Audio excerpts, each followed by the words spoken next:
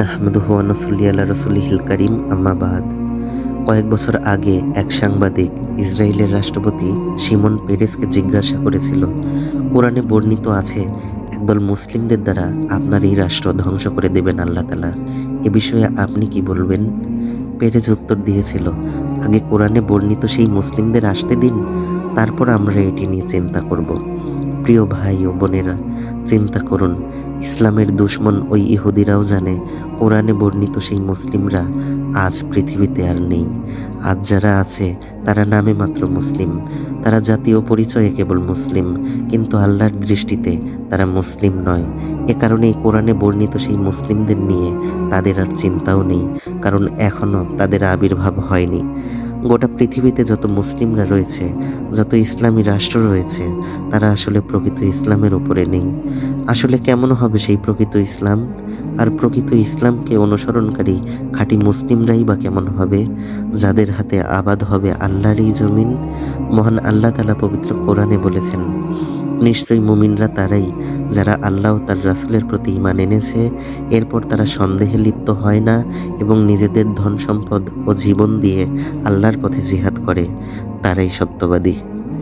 আল্লাহ মুমিনদের কাছ থেকে তাদের জান ও মাল ক্রয় করে নিয়েছেন এই প্রতিশ্রুতিতে যে তাদের জন্য রয়েছে জান্নাত।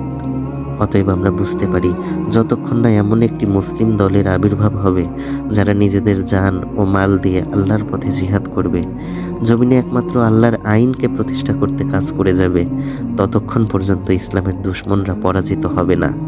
এ ব্যাপারে আল্লাহর রাসূল সাল্লাল্লাহু আলাইহি ওয়াসাল্লাম বলেছেন, বিভিন্ন জাতি মুসলমানদের বিরুদ্ধে একত্রিত হবে, যেমন খাদ্য গ্রহণকারীরা খাবারের পাত্রের চারপাশে একত্র হয়।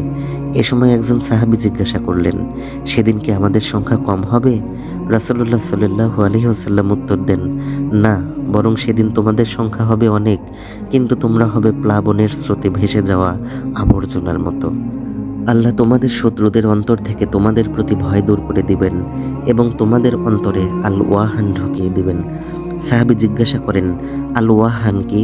তিনি বলেন, দুনিয়ার প্রতি মোহ এবং মৃত্যুকে অপছন্দ করা।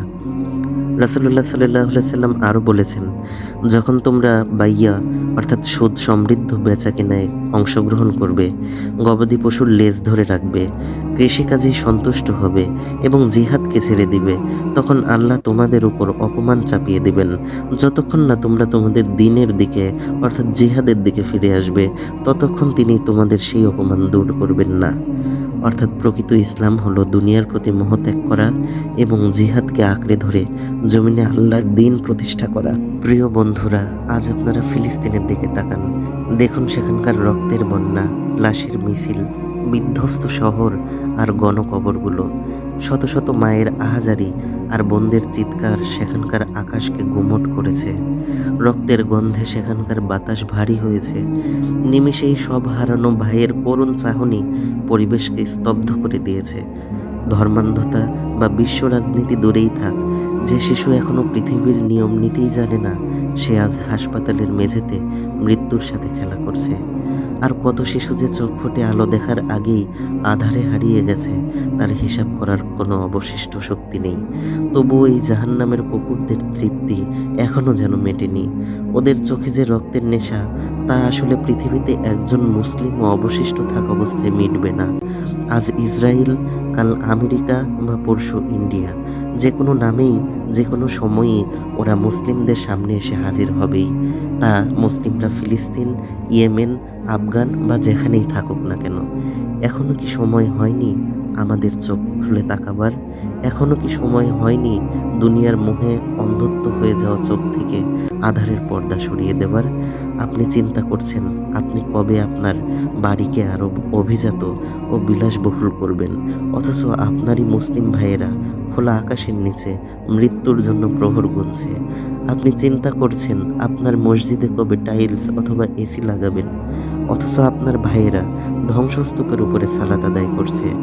আপনি আপনার সন্তানের জন্য ভবিষ্যতের সেভিংস জমিয়ে রাখছেন, অথচ আপনারই ভাইয়েরা তার সন্তানের লাশ বুকে জড়িয়ে আহাজারি করছে। আপনি আপনার পরিবার নিয়ে শখের বসে রেস্টুরেন্টে সুস্বাদু মজাদার ও দামি খাবার খেতে যাচ্ছেন, আর ঠিক একই সময়ে আপনার সন্তান সমতুল্য হাজারো শিশু খালি প্লেট হাতে চোখের পানি ছেড়ে দিয়ে এক লোকমা খাবার খুঁজে বেড়াচ্ছে। কত নিষ্পাপ আত্মা ক্ষুধার্ত ও আহত অবস্থায় ক্লান্ত হয়ে ঘুমিয়ে গেছে। যেখানে আপনি সন্তানের সামান্য সর্দি কাশিতে পেরেশানিতে দিশেহারা হয়ে যান এবং উন্নত চিকিৎসা দেন, সেখানে আপনার ভাই বোনেরা তাদের সন্তানদের ছিন্ন ভিন্ন দেহগুলো রাস্তা থেকে কুড়িয়ে কাপড়ে জড়িয়ে কোলে নিয়ে ঘুরে বেড়াচ্ছে। আপনার হৃদয় কি একবারও কেঁপে ওঠে না? আপনার বিবেক কি একবারও নাড়া দেয় না? আপনি কি একবারও ভয় করেন না মহান আল্লাহ যদি আপনাকে এ ব্যাপারে প্রশ্ন করেন? কি জবাব দিবেন ভেবে রেখেছেন কি?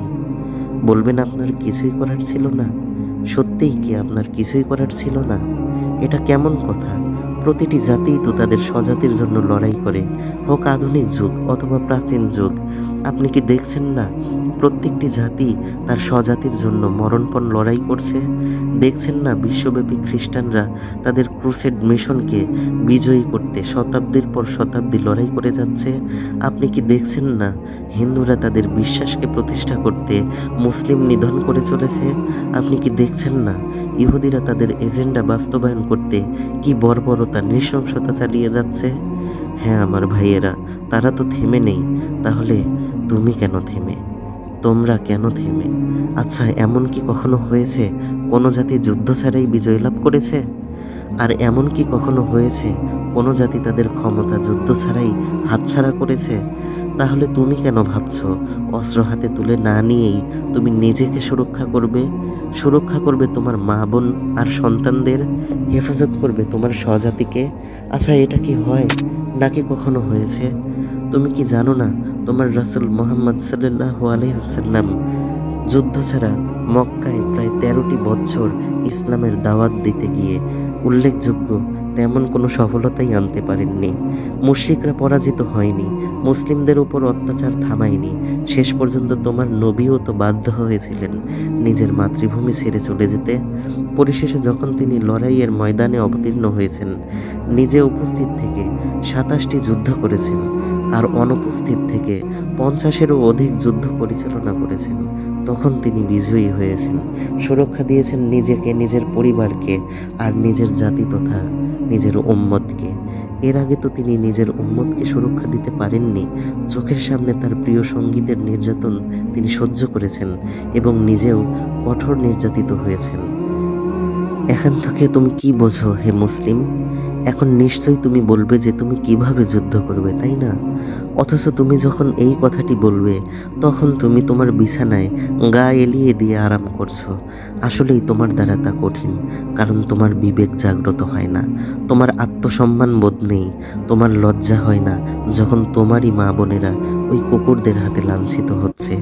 তোমার আল্লাহর প্রতি ভয় হয় না কি জবাব দিবে যদি আল্লাহ তোমাকে জিজ্ঞাসা করে। এটি আসলেই তোমার জন্য অনেক কঠিন। কিন্তু তোমার যদি বিবেক থাকে, সম্মানবোধ যদি একবার জেগে ওঠে, যদি তোমার লজ্জা হয়, তোমার যদি আল্লাহর কাছে কৈফিয়ত দিতে এ ব্যাপারে ভয় হয়, তাহলে এটি তোমার জন্য সহজ হবে। আচ্ছা, তুমি কি ভাবছো নামাজ রোজা করেই তুমি জান্নাতে যাবে? আচ্ছা, তুমি কি জানো এই মুহূর্তে তোমার উপরে জিহাদ তথা সশস্ত্র সংগ্রাম 5 ওয়াক্ত নামাজ অথবা রমজানের রোজার মতোই ফরজে আইন হয়ে গেছে?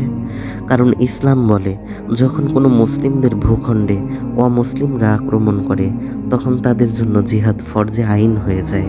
আর যদি তারা সেই আক্রমণ ঠেকাতে ব্যর্থ হয় তাহলে তাদের পার্শ্ববর্তী মুসলিমদের জন্য যুদ্ধ করা ফরজে আইন হয়ে যায়। যদি তারাও এতে ব্যর্থ হয় তাহলে তাদের পার্শ্ববর্তী মুসলিমদের জন্য জিহাদ করা তথা যুদ্ধ করা ফরজে আইন হয়ে যায়।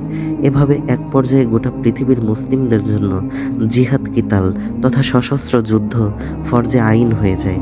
এ ব্যাপারে উম্মতের কোনো দ্বিমত নেই, বরং কোরআন ও সহিহ হাদিস থেকে এটি প্রতিষ্ঠিত সত্য। পৃথিবীর কেউ তা অস্বীকার করে না। অতএব এটি প্রমাণিত যে আমাদের উপরে যুদ্ধ করা ফরজে আইন হয়ে গেছে। এটি এখন নামাজ রোজার মতোই ফরজ বিধান, যা আদায় না করলে আমাদের কঠিন গুনাহগার হতে হবে। দেখো, মহান আল্লাহ তাআলা বলেছেন, তোমাদের জন্য যুদ্ধকে ফরজ করা হলো, যদিও এটা তোমাদের কাছে অপছন্দ, কিন্তু তোমরা যা পছন্দ করো না সম্ভবত তা তোমাদের জন্য কল্যাণকর, এবং তোমরা যা পছন্দ করো সম্ভবত তা তোমাদের জন্য অকল্যাণকর। আল্লাহ জানেন, তোমরা জানো না। আল্লাহ আরও বলেন, তোমাদের বিরুদ্ধে যারা যুদ্ধ করে তোমরা আল্লাহর পথে তাদের বিরুদ্ধে যুদ্ধ করো। তোমাদের কি হয়েছে যে তোমরা আল্লাহর পথে যুদ্ধ করবে না অসহায় নরনারী ও শিশুদের উদ্ধারের জন্য? অর্থাৎ তুমি যদি এই মুহূর্তে মারা যাও আর জিহাদ থেকে দূরে থাকো, তাহলে তুমি আল্লাহর কাছে ফরজ তরককারী হিসাবে উপস্থিত হবে। আর তুমি তো জানো ফরজ বিধান লঙ্ঘন করে আল্লাহর সামনে উপস্থিত হওয়ার পরিণাম কি হবে। অনেকে তোমাকে গল্প শোনাবে যে নফসের সাথে জিহাদই হলো বড় জিহাদ। আসলে বাস্তবে কোরআন হাদিসের সাথে এই কথাটির কোনো সঙ্গতি নেই। একজন সাহাবী রাসূলুল্লাহ সাল্লাল্লাহু আলাইহি সাল্লামকে জিজ্ঞাসা করেছিলেন, হে আল্লাহর রাসূল, সর্বোত্তম জিহাদ কোনটি? তিনি উত্তর দিলেন, যেখানে তোমার সওয়ারির পা কেটে ফেলা হবে এবং তোমার রক্ত ঝরানো হবে।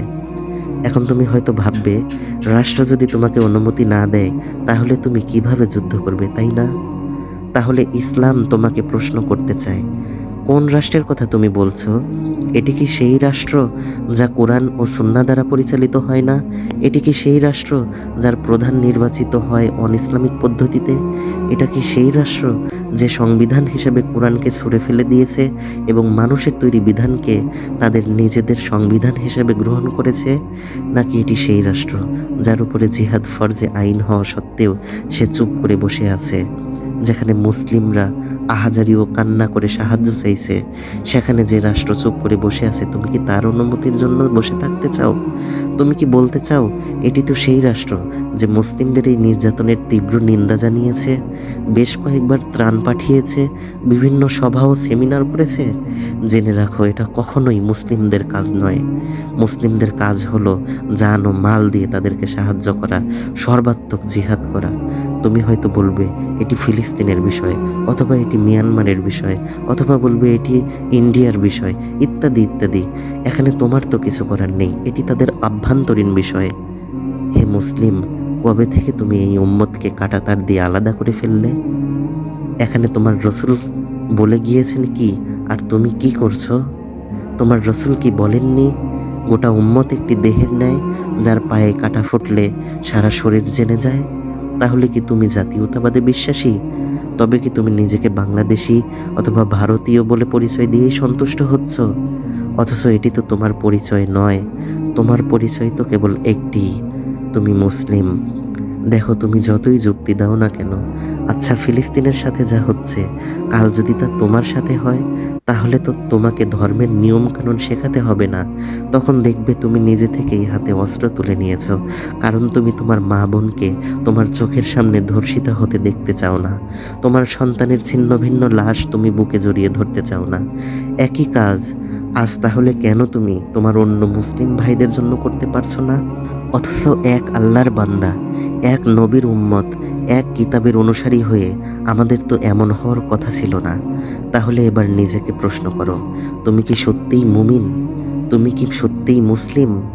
তুমি কি সঠিক পথে আছো এখনো? নাকি তুমি এখনো ডুবে আছো দুনিয়ার রং তামাশায়?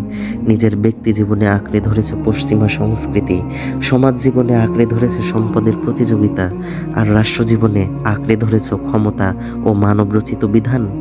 এভাবে কি তুমি ইসলাম থেকে দূরে সরে গেছো? তবে কি এভাবেই তুমি আজ আর প্রকৃত মুসলিম নও? এ কারণেই কি ইসরায়েলের সাবেক রাষ্ট্রপতি পেরেজ বলেছিল, কোরআনে বর্ণিত সেই মুসলিমদের আগে আসতে দিন, তারপর এটি নিয়ে আমরা চিন্তা করব। এবার নিজেকে নিয়ে একবার ভাবো, ভাবো একবার তুমি কে, কি তোমার পরিচয়, আর তোমার দায়িত্বই বা কী, আর তোমার জন্য কোন পরিণতি সামনে অপেক্ষা করছে। এটা নিশ্চিত, কোরআনে বর্ণিত সেই মুসলিমদের আগমন অবশ্যই হবে, আর তারা শুধু জেরুজালেমই নয়, বরং গোটা পৃথিবীকে বিজয় করবে, কালিমার পতাকাকে সমুন্নত করবে, মানবরচিত সকল কুফরি বিধানকে ধ্বংস করে জমিনে আল্লাহর বিধানকে প্রতিষ্ঠা করবে। আবারও একজন বীর আইয়ুবী ও তার বীর সেনাদলের আগমন অবশ্যই ঘটবে, এবং তা অতি নিকটে ইনশাআল্লাহ। কিন্তু সেদিন তুমি কোথায় দেখতে চাও নিজেকে? তুমি আজকে ভেবে নাও, কাল তুমি কোথায় থাকতে চাও। তুমি আজকে যা করবে, কাল তার ফলাফল অবশ্যই পাবে। হে আল্লাহ, তুমি আমাদেরকে ক্ষমা করে দাও, আমাদেরকে প্রদর্শন করো সরল সঠিক পথ। ফিলিস্তিন সহ গোটা পৃথিবীর মুসলিমদের তুমি সাহায্য করো।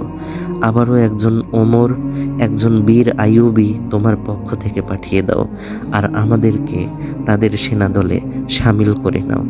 আমিন। আল্লাহ হাফিজ।